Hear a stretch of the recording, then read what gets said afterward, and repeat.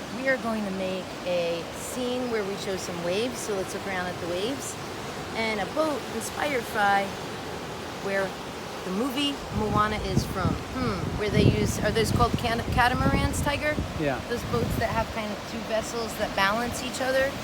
And they show you those boats on the movie Moana, so we're gonna draw them, do some waves. I like doing some rain in my clouds.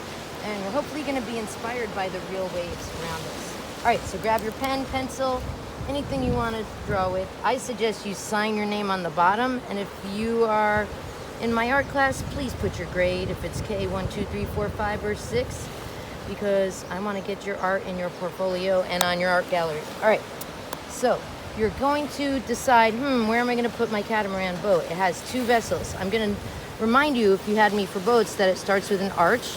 This one's out of the water, so we're going to start with the arch, or like a smiley face or an upside down C. Then we're going to have another line that's kind of curved to show the bottom of the boat. Then the tip comes up and it's going to show depth the inside of the boat by going a line around the back. Okay, now that you've got that, they have a little shape here. They have a little depth for the little shading, a little stripe here. And I like how it comes up and has a little point in the back. To show this has depth, I'm going to do a little shadow right underneath. All right, now from this one, it has little hooks here with a actual, I looked at one closely. I'll show you my photography of it in class. You want to have it hooked on with a stick. They actually got a stick or probably a log and chiseled it down. Then on this one, you're going to do another curve. This one is smaller. Kind of looks like a banana, doesn't it? And you curve it around and stop. This one you want to have a little shadow underneath it and a little depth. Now we're going to have a little curve. This, I notice, has a little holder there, and then the stick is on it, and then you want your stick to come up. It could have a curve like a stick you found in the woods, a branch, and then you want to have it tied on, like those little ties, those little ropes where it's tied on. All right, you did your vessel. Now I'm going to do kind of a wavy line where the shore is breaking, because this one we saw was ready to be pulled in and to go on the waves. Now we get to do the waves. The waves and the horizon line separating the sky from the land are going to be over here. I'm going to make another one right there. And I'm going to make a curvy one with a wave, a big wave. Now I'm going to do, depict where my clouds are going to go, my rain, do a couple waves. Let's look at those waves, guys. How are you going to make your waves? Ooh, there's some big ones, there's some curl ones. That's the cool thing about waves. If you do a wavy line, you could do your frothy break anywhere, really. And you could do some wavy lines to depict waves. And then we're going to stop. We are going to, if you see my example here, we're going to use, I used a combination of colored pencil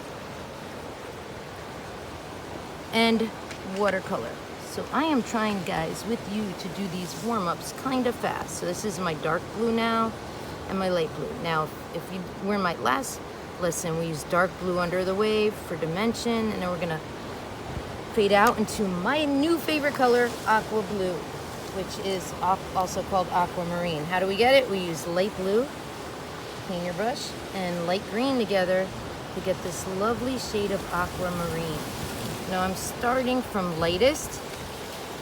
I'm going to slowly add my light blue next, and then I'm going to slowly add my green.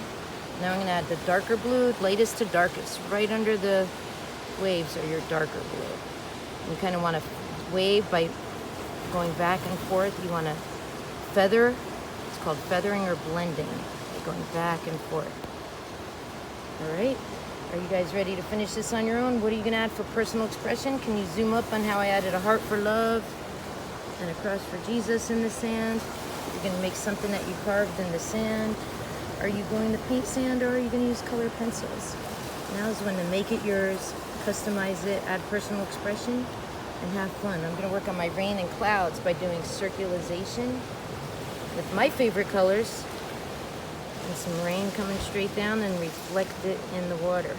Now, how are you going to end your masterpiece? I got you started. Over and out from today's lesson.